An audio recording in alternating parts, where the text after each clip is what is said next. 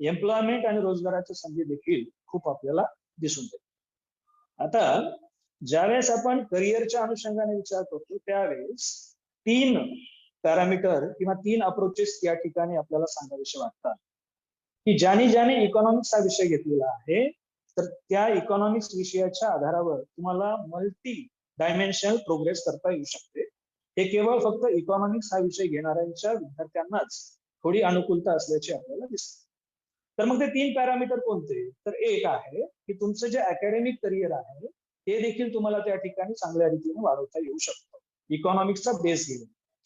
दुसरं आहे कॉम्पिटिटिव्ह एक्झामच्या अनुषंगाने ज्या ज्या ठिकाणी प्रशासकीय सेवा असतात त्या सर्व प्रशासकीय सेवाच्या अंतर्गत ज्या विविध एक्झाम्स होतात तुम्ही मागच्या द हिंदूच्या अंकाचा कोणताही सिनेरिओ काढून पहा तर त्या ठिकाणी असणारे इकॉनॉमिकचे वेटेज जे आहे ते खूप जास्त आहे. कारण